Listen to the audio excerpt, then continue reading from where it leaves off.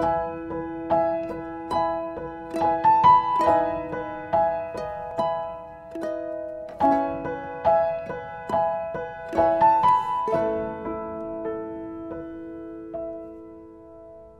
Assalamualaikum warahmatullahi wabarakatuh. Selamat siang ibu-ibu, bapak-bapak. Kita ketemu lagi. Kita makin dekat dengan training orang tua. Kita mesti banyak belajar tentang persiapan-persiapan buat terapi di rumah ya. Hari ini Bu Anita nih yang akan berbagi dengan kita mengenai kesiapan terapi di rumah, bagaimana menyiapkannya, bagaimana agar menyenangkan. Mungkin semua udah kenal ya Ibu Anita. Udah bersama saya 15 tahun nih, psikolog anak. Di sini ada gurunya juga, Ibu Maike Sugianto tuh, yang banyak membantu Ibu Anita juga untuk menjadi psikolog anak ya. Silakanlah kita mulai aja Ibu Anita. Nanti kalau banyak waktu kita bisa diskusi, siapkan aja di chat ya. Silakan Ibu Anita. Oke, selamat siang Bapak Ibu semua. Ya, hari ini bagian saya yang ngisi, kalau selama ini jadi moderator gitu ya. Sekarang bagian saya yang akan bawain materi.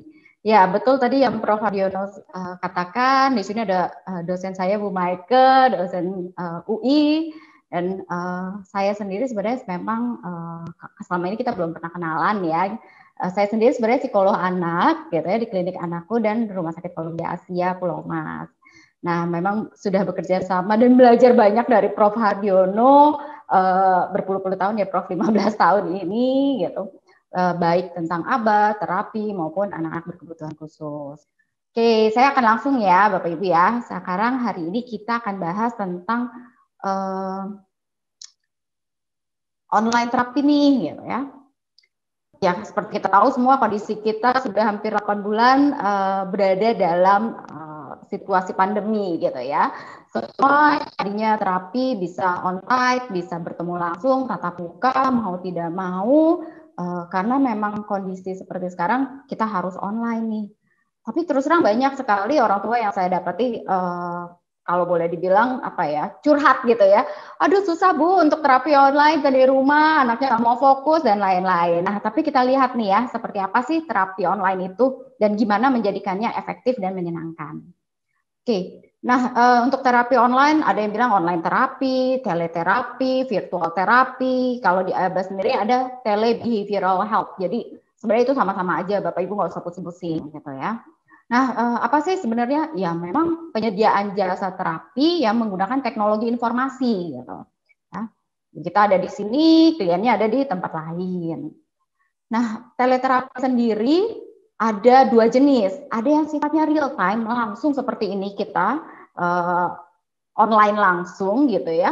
Tapi ada juga yang tidak gitu. Dalam artian bisa lewat WA misalnya. Atau Bapak Ibu kalau yang sudah pernah masuk di IG anakku, di situ kan ada diminta untuk video-video, ada panduan membuat video dan lain-lain. Nah itu sebenarnya adalah salah satu yang tipe teleterapi kita bilang asynchronous gitu. Ya. Jadi memang kita simpan datanya, kita videokan, nanti dilaporkan. Seringkali juga kalau orang tua yang sudah pernah konsultasi sama saya minta, Bu, Pak, minta video-videonya ya, gitu. Nah, itu untuk membantu kami juga. Nah, sebenarnya teleterapi ini atau online terapi ini bukan sesuatu yang baru, Bapak Ibu. Ya, teleterapi atau online terapi ini bukan hanya terjadi ketika pandemi. Sebenarnya hal ini sudah berjalan dengan lama. Bahkan kalau kita lihat di jurnal-jurnal terapi behavior, terutama kalau saya banyak mendalami tentang terapi behavior, itu sudah banyak penelitiannya, gitu. Sudah banyak evidence base-nya kalau kita bilang. Nah, penelitian ini menunjukkan bahwa pelayanan virtual itu sama efektifnya dengan pelayanan tatap muka sebenarnya. Hanya saja memang ketika pelayanan virtual perlu lebih banyak tentang modal coaching buat orang tua dan kolaborasi dengan orang tua. Gitu. Nah, nanti di referensi untuk teman-teman yang dosen dan lain-lain juga saya ada menyediakan referensi tentang jurnal-jurnal yang mendukung teleterapi ini. Nah, teleterapi ini memang ada 2 jenis, ada yang boleh dibilang buat orang tuanya. Biasanya apa kalau orang tua? Ya orang tua biasanya kita lebih sifatnya konsultasi, terus pelatihan buat orang tuanya. Tentang misalnya tentang terapi sensori seperti apa, terapi ABA seperti apa, terapi wicara seperti apa, peran-peran orang tua bagaimana, merecord data seperti apa, dan lain-lain. Nah, kalau anaknya sendiri biasanya memang direct session, jadi kita sesi langsung dengan anaknya. Nah, sebenarnya apa sih kelebihan terapi online? Ini salah satu keuntungannya. Tidak memiliki batasan geografi. Istilahnya terapisnya di Indonesia, kayak kemarin kita punya kasus sama Pak Dioni juga ada di Jepang gitu ya, kliennya di Jepang, kliennya di negara lain bisa gitu. Bahkan buat Indonesia sendiri, kalau kita pahami memang Indonesia sangat luas dengan berbagai pulau-pulau gitu. Nah, banyak orang tua yang kayak kemarin kita dapat klien dari Batam, dari Papua, dari Kalimantan, dari Sulawesi, dari Nusa Tenggara. Nah, itu sudah tidak ada lagi batasan geografi. Jadi justru bisa diakses, bisa menjalani terapi secara online ini. Nah, itu salah satu keuntungannya. Dan kalau buat orang-orang yang di Jakarta, online ini tidak memiliki masalah dengan kondisi lalu lintas jadinya. Ya, banyak banget kan yang bilang, aduh, perjalanan aja terus terang seringkali ya orang tua dulu perjalanan aja misalnya 3 jam, balik lagi 3 jam. Kayak kita juga punya klien-klien yang misalnya dari Lampung, dari Serang, setiap sesi terapi mereka jalan subuh gitu ya, dari Sukabumi jalan subuh sampai terapi dan lain-lain. Nah, ini tidak ada masalah kondisi lalu lintas nih, jadi nggak ada macet gitu ya. Nah, yang pasti lebih hemat biaya, lebih hemat waktu. Ya, tadi termasuk dengan perjalanan, lain-lain itu lebih hemat waktu dan lebih hemat biaya. Nah, anak juga jadi tidak kelelahan dalam perjalanan. Seringkali anak ketika masuk dalam sesi terapi, anaknya udah keburu capek, udah bete, udah nggak mood gitu. Nah, kalau dengan sesi online ini sebenarnya keuntungannya anaknya jadi nggak lelah dalam perjalanan gitu. Jadi moodnya masih bagus ketika online terapi.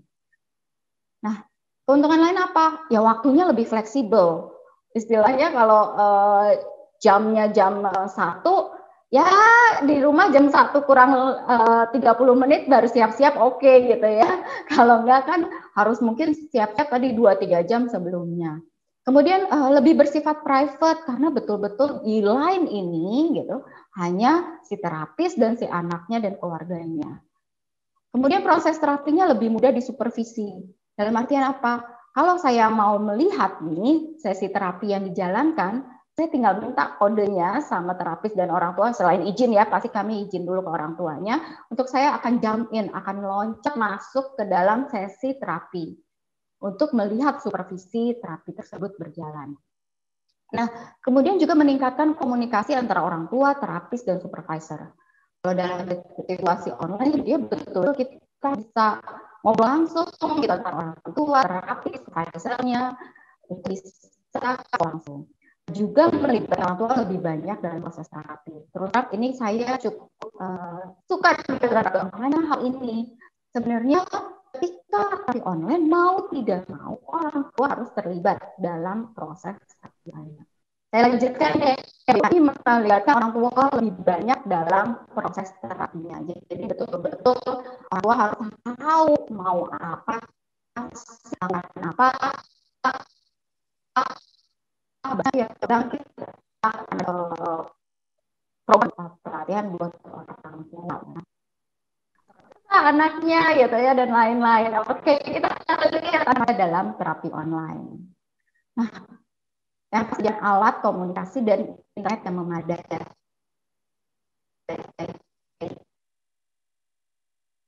Gitu ya, masih kesempatan. Ya, itu adalah tantangan tersendiri. Nah, kita terjadi pembelajaran di rumah. Gitu. Tapi sebenarnya kalau kita terapi online tidak harus Bapak Ibu punya alat-alat seperti di ruang terapi. justru kita bisa memanfaatkan berbagai macam perlengkapan yang ada di rumah untuk belajar. Nanti anak malah belajar untuk, kalau dia bahasa generalisasi. Jadi dia bisa mengaplikasikan.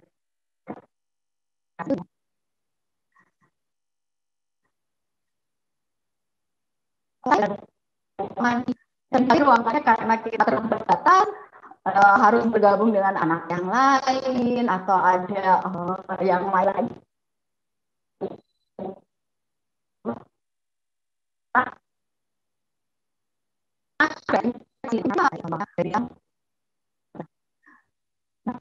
Sisi lain masalah teknologi.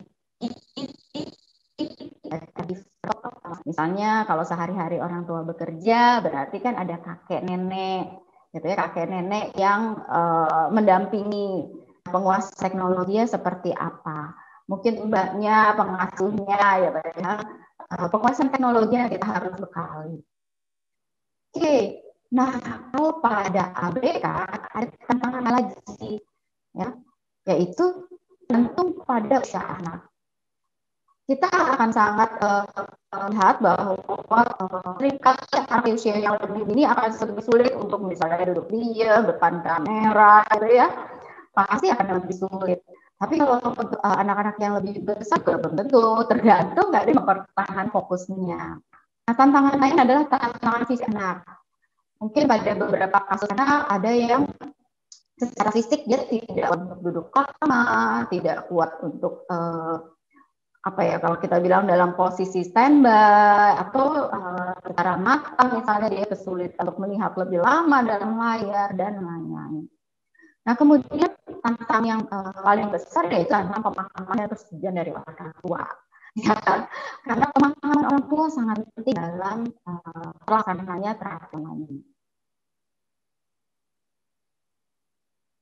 Tantangan lain biasanya adalah kebingungan pada anak. Kalau kita bicara anak berkebutuhan khusus, punya kecenderungan monoton. Nah, seringkali anak juga jadi bingung nih karena anak-anak yang monoton gitu ya, yang biasanya ke tempat terapi, terus dia harus bertemu dengan terapi secara online.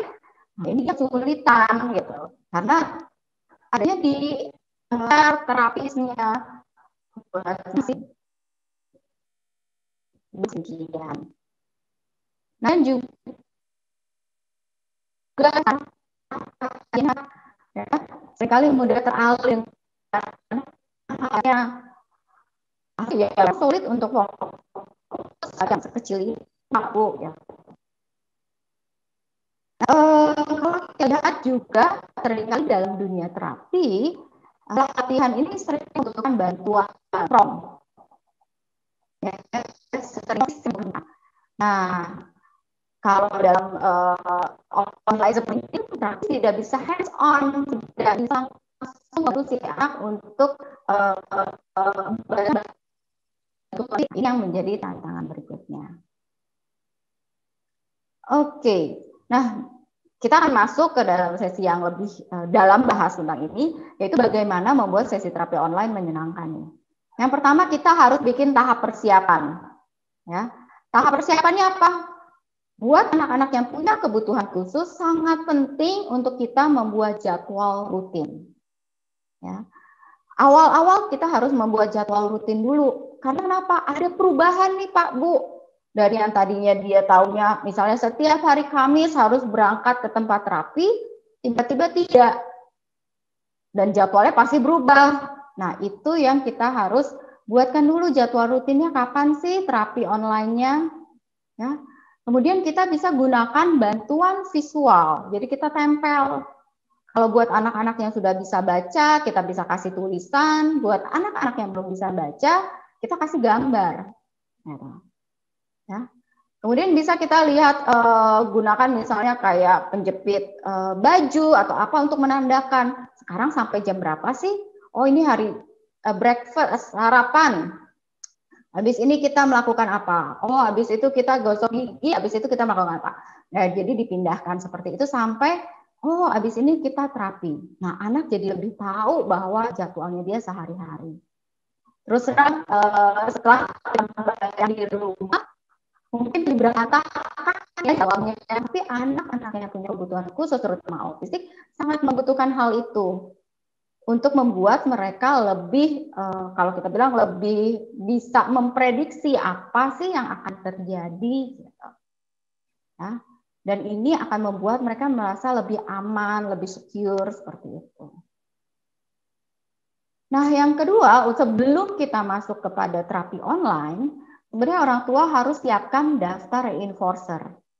Kalau di klinik kita biasanya suka menanyakan untuk orang tua gitu ya, siapa, Bu, Pak, kira-kira apa sih yang anak senangi, tidak senangi, ya kan?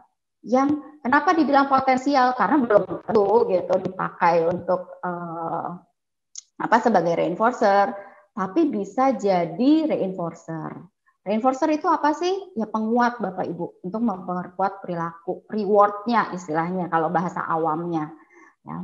Nah jadi kita siapkan dulu nih daftarnya. Kira-kira kalau mainan yang paling dia suka apa? Yang paling tidak dia suka apa? Makanan apa? Aktivitas apa? Secara sensorik apa? Ada anak-anak yang sukanya dikelitik, ada anak-anak yang suka diangkat, ada anak-anak yang sukanya memang ditepuk gitu ya. Macam-macam sekali bentuk sesuatu yang reinforcing buat anak, sesuatu yang menguatkan perilaku anak. Nah, jadi kita punya dulu ini. Ya, biasanya terapis juga akan sangat terbantu jika Bapak Ibu punya hal ini. Oke? Nah, kemudian kita persiapkan ruang atau tempat yang tetap untuk belajar. Ya.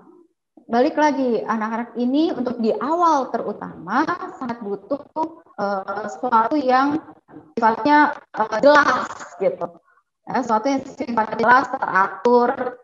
Nah, nanti kalau dia sudah terbiasa, boleh kita bikin dia fleksibel, kita nanti. Kalau saat ini untuk awal yang membentuk lebih baik. Jadi kita siapkan dulu ruangan tempat yang tetap untuk belajar. Nah, ketika kita menyiapkan tempat tadi, kita harus perhatikan tadi faktor distraksi. Ya. Apakah mungkin lebih baik tidak di depan di ruang keluarga misalnya, karena kalau ada yang nonton TV, ada yang main, mondar-mandir, buat anak-anak ini sangat mudah distraksi. Ruangan yang terlalu besar juga akan sangat mungkin membuat anak lebih trigger atau lebih tercetus untuk bergerak. Ya. Itu yang kita harus perhatikan juga. Jadi memang settingnya lebih baik situasi yang cukup kondusif buat anak dalam artian yang ruangannya tidak terlalu besar, tidak banyak mainan di dalam ruangan itu, tidak banyak distraksi kayak tadi televisi, komputer lain misalnya. Itu bisa menjadi faktor pengganggu buat anak. Nah, kemudian juga kita bisa perhatikan juga adalah kenyamanan duduk. Kalau kemarin Bapak Ibu lihat webinar yang dilakukan oleh Dr. Sally dan teman-teman dari CMC, bahwa untuk membuat anak bisa fokus, untuk membuat seorang anak bisa bekerja dengan baik, dia juga butuh posisi duduk yang baik. Kalau kemarin Dr. Sally bilang 90-90-90 ya gitu. Nah, kenyamanan duduk ini penting sekali buat anak-anak itu bertahan dalam terapi online. Banyak kalau kita aja suruh duduk bersila di lantai misalnya, atau misalnya suruh jongkok, ya nggak mungkin kita bertahan lama untuk terapi online. Yang ada anaknya udah kurung ke sana sini, kabur duluan. Nah, kemudian eye level gawai, eye levelnya nih kita harus perhatikan bahwa ini sejajar Bapak Ibu. Ya, antara mata si anak dan si kameranya atau laptop yang layar yang dia lihat harus sejajar. Kenapa? Coba bayangin Bapak Ibu dia harus begini atau begini 1 jam 45 menit begini, tapi itu capek. Belum lagi ini yang punya kebutuhan khusus biasanya bermasalah dengan postur gitu kan. Nah itu bagian Mbak Beni kemarin. Nah itu hal sangat diperhatikan ya. Cahaya juga terang misalnya. Balik lagi anak-anak dengan berkebutuhan khusus itu memiliki masalah sensori, misalnya sensitif sama cahaya atau kurang sensitif terhadap cahaya, itu juga harus kita perhatikan. Nah, ini ada sedikit gambaran bagaimana posisi baik. Misalnya kita duduk dengan eye levelnya, dan juga kalau misalnya kita nggak punya tempat yang minim distraksi, ya kita bisa bikin nih Pak, Bu, seperti ini juga salah satu ide yang baik. Cuman depannya mungkin jangan terlalu banyak tempelan-tempelan ya. Nah, kemudian kalau kita lihat berikutnya kita harus persiapkan peralatan yang diperlukan. Nah, ketika kita mau masuk ke dalam online terapi, kita harus sudah siap dulu nih alat-alatnya. Nah, tapi alat-alat ini bukan berarti Bapak Ibu harus beli macam-macam gitu ya, enggak juga. Biasanya kalau kayak kita dari klinik Anakkus CMC, pasti terapisnya ketika assessment akan melakukan assessment juga tentang sumber daya apa sih yang ada di rumah. Ya, Pak. Jadi mainannya apa yang ada, fasilitas-fasilitasnya apa, oh ada tangga, oh saya punya kebun di depan sedikit yang ada rumputnya, mungkin bisa jadi stimulus sensori misalnya, atau oh saya punya kartus gambar ini, saya punya mainan ini, saya punya Lego, saya punya apa. Nah itu yang biasanya kita juga assess, kita juga tanyakan ke Bapak Ibu. Nah, nanti dari situ kita lihat dengan alat seperti ini, kita mau bikin pelajaran seperti ini, nah bagaimana caranya? Nah, itu yang kita lakukan. Jadi persiapkan peralatan yang dibutuhkan. Ketika kita mau online terapi, udah ada nih, udah deket kita gitu ya Bu, Pak. Jangan nanti ketika, oh ya, udah mulai terapinya, oke sekarang kita ambil kotaknya ya Bu. Aduh kotaknya di mana ya, dicari dulu ya. Itu jadi mengganggu jalannya proses terapi online tadi. Ya.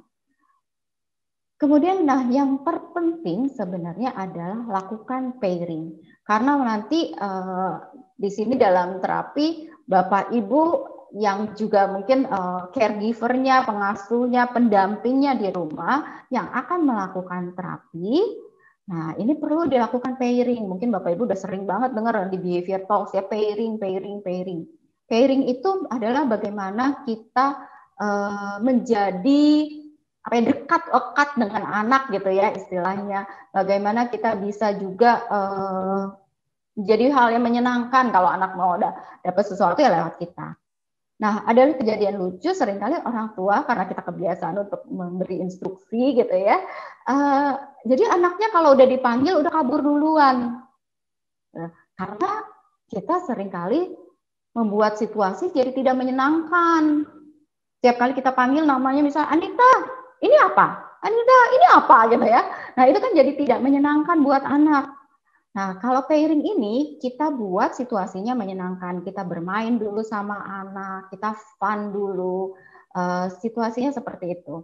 Nah, pairing ini tidak hanya kita lakukan juga dengan kita, tapi misalnya dengan ruangan tadi.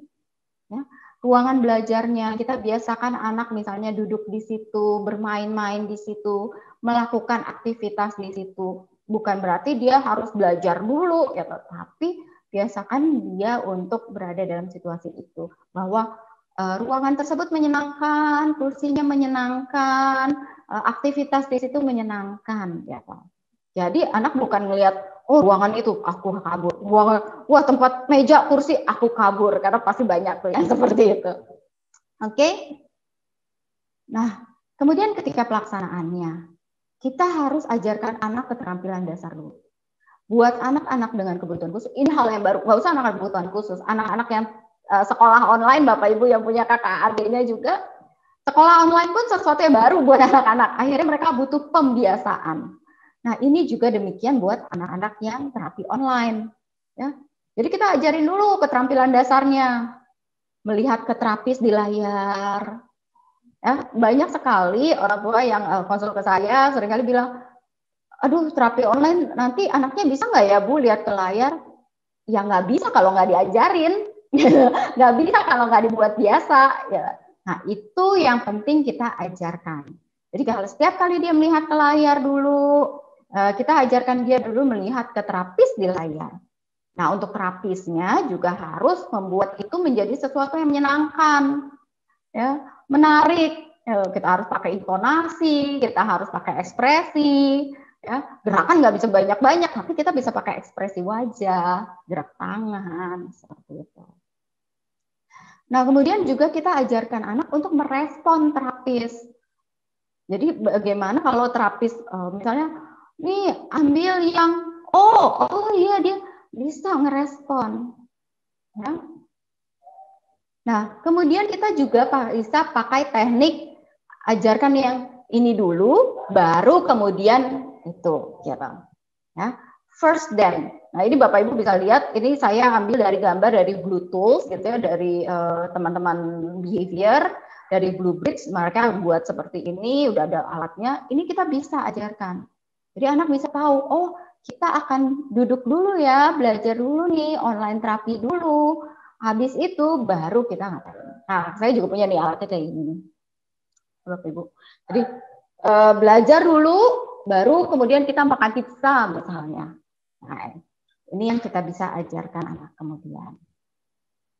Oke, kemudian kita jangan lupa sebagai orang yang ada di rumah yang mendampingi anak selama belajar, kita harus membantu memberikan prompt. Tadi saya bilang, terapis nggak bisa hands on, tidak bisa memegang, memberikan prompt fisik kepada anaknya.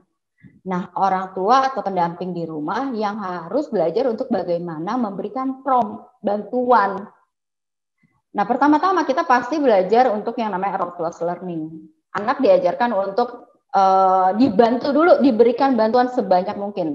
Nah, ini untuk anak pembelajar awal ya, untuk anak-anak yang benar-benar kayak kita baru nih ke belajar online ya, mau nggak mau harus dibantu dulu maksimal. Ya. Nanti pelan-pelan kita kurangi, namanya fading prompt, jadi dihilangkan sedikit demi sedikit. Ya. Tapi kita harus berikan bantuan dulu yang besar. Kalau misalnya kayak tadi terapisnya bilang, ambil huruf O, terus kan anaknya belum paham misalnya, dia akan diam saja, tidak berespon karena buat dia ini layar ini tidak real. Ya. Nah itu gunanya orang tua atau pendamping sebagai prompt. Jadi harus orang tua langsung turun tangan nih, pegang, ambil, nih begini loh caranya. Oh pegangin, oh ya ini oh ya nanti terapisnya kasih reinforcement, gitu ya. Nah kemudian ada misalnya error correction, kalau kita misalnya nggak tepat kita lakukan pembetulan. Nah kemudian kita juga gunakan token Bapak Ibu di rumah untuk menguatkan perilaku.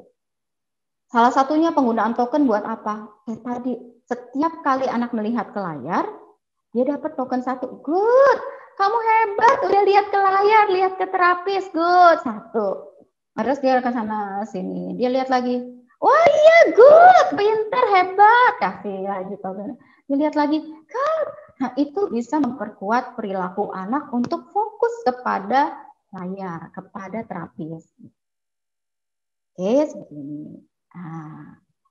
Nah, ketika pemberian reinforcer, yang pasti kalau kita tahu, paham prinsip pemberian reinforcer adalah diberikan sesegera mungkin. Zero time delay bahkan sebenarnya.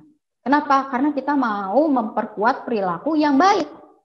Jangan sampai misalnya ketika dia udah lihat ke layar, terus karena kita agak lambat, dia udah muter-muter seperti ini, kita baru, ya bagus. Yang bagus yang kita reinforce jadinya muter-muternya. Ya. Nah, terus dikaitkan dengan perilaku yang diharapkan. Jadi betul-betul ketika misalnya dia lihat, oh iya bagus, pintar, langsung kita tempelkan. Ya, dikaitkan dengan perilaku yang diharapkan. Nah, kemudian kita pasangkan token tadi dengan reinforcer sosial. Jadi bukan cuman oke, ya lihat, oh ya lihat, anak juga nggak suka. Bapak Ibu coba, oh ya bagus kerjanya, oh ya bagus kerjanya, oke kamu bagus, masaknya bagus, gitu. Tanpa reinforcer sosial gitu ya, misalnya cuman ya bagus cuman kata-kata saja, tanpa ekspresi, tanpa afek, gitu ya, tanpa perasaan, tanpa emosi, kan pasti tidak menyenangkan juga Bu. Nah, ya. Nah, kita harus pasangkan token dengan reinforcer sosial. Jadi pujian verbal, wah hebat, keren, wih kamu bagus. Pelukan, ciuman, tos, ekspresi wajah, itu semua harus main. Begitu juga dengan terapis. Ketika dalam situasi terapi online, reinforcer sosialnya harus sangat kuat.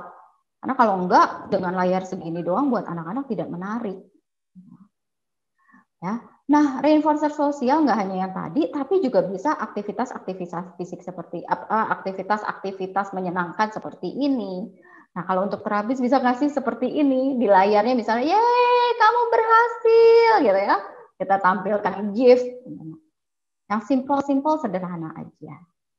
Nah, harus bersifat reinforcing bagi anaknya. Ini yang seringkali orang tua, ya tapi dia tidak berhasil, apa kalau dikasih reinforcer nggak mau, nggak berhasil. Nah, karena sebenarnya belum tentu hal yang dikasih itu reinforcing buat anak, menyenangkan buat anak, ya bukan, dan nggak meningkatkan perilaku di kemudian hari. Gitu. Ya, jadi kita harus lihat, kadang permen misalnya, oh permen, dia suka banget permen. Nah kalau hari ini dia sakit gigi, kan nggak mungkin dia senang gitu dengan permen tadi.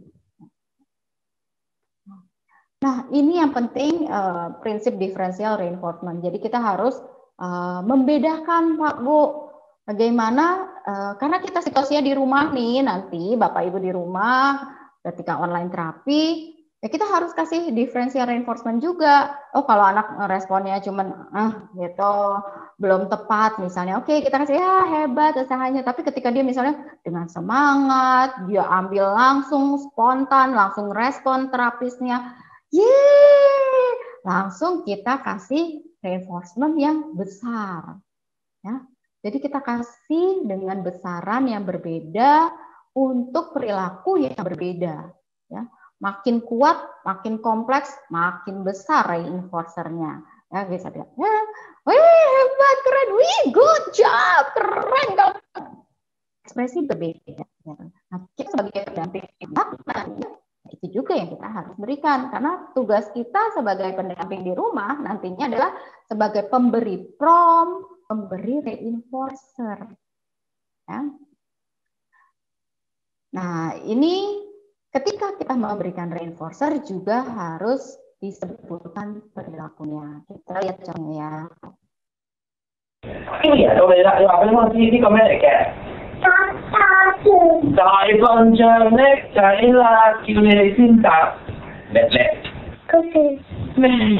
Cookie. Oh, good. You got a whole one because you said cookie all by yourself. Nice asking for cookie. High five. Good job, buddy. Dặm sợi thôi luôn đó, sợi sợi quá cái đó đây dặm sợi ồ luôn có dặm sợi sợi quá cái đó đây này gì. Nah, kalau Bapak Ibu lihat di situ tadi ya, kalau bahasa kita tapi ada tulisannya itu. Yang penting adalah di situ kita terapis gitu ya, selalu memberikan reinforcer dengan menyebutkan apa sih yang sudah dilakukan anak. Jadi kalau kita bilang, oh iya bagus, kamu udah minum, oh iya bagus, kamu jawab dengan betul. Nah itu yang kita harus labeling terus perilaku apa yang sebenarnya diharapkan. Oke, kemudian kita harus gunakan reinforcer yang bervariasi.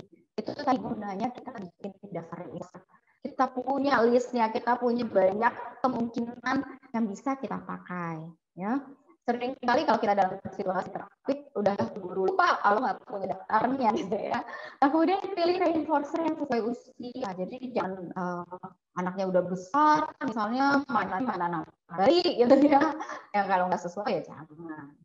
Kemudian tambahkan nilai kejutan atau tidak terduga. Misalnya ya kayak kita masukin dalam botol, lo ya kita lihat apa nih, wah hebat, karena kamu udah tadi tokennya begitu tokennya sudah penuh, keluar si box itu. Ya, dia lihat, wih iya bagus. Gitu. Jadi anaknya juga excited untuk dapetin si reinforcernya. Nah, yang terakhir, Bapak Ibu juga diharapkan bisa membantu pencatatannya nih, hasil pembelajarannya. Ya, memang pencatatan ini bisa dilakukan oleh terapis, bisa juga dilakukan orang tua. Kalau yang tadi di rumah, tidak mau Bapak Ibu yang juga mensyaratkan apa saja sih yang sudah ada kemajuan, keunggulan dan lain-lain. Kenapa? Karena kita mau lihat grafiknya, gitu. Ya. Dan pencatatan ini sebenarnya sederhana, kalau orang tua nggak susah ya. Nah, oke, ini kesimpulannya sebenarnya teleterapi atau online terapi ini sangat mungkin dilaksanakan meski memiliki tantangan-tantangan yang berbeda daripada terapi tatap muka. Kemudian dia sebenarnya memiliki efek yang positif loh Bapak Ibu, ya, dan dilakukan dengan memegang prinsip dan yang 4. Jadi penting banget gitu kalau kita tahu sampai kapan itu penting untuk tetap melakukan terapi. Dan ini bukan target jelas, evaluasi berkala harus gitu ya, nggak bisa. Jadi nggak bisa, harus ada jelas target, evaluasinya juga ya. Dan memang penerapannya kreativitas dan dari baik orang tua maupun terapis. Peran orang tua, peran pendamping dalam terapi online sangat-sangat besar.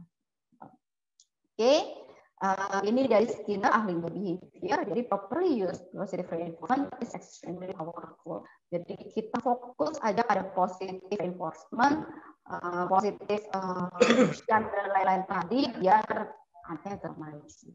Nah, berikut referensi yang kegiatannya, Bapak Ibu bisa lihat di sini, dan ada referensi jurnal serta referensi pemeriksaan. Thank you. Balikin Prof. Ya, terima kasih Bu Anita. Sama. Bagus, cuman sayang gresek-gresek dikit. Jadi ibu-ibu sekalian, setelah saya mendengar Ibu Anita ini, saya jadi makin optimis nih tentang terapi online. Mau nggak mau harus kita kerjakan dan saya yakin pasti bisa gitu.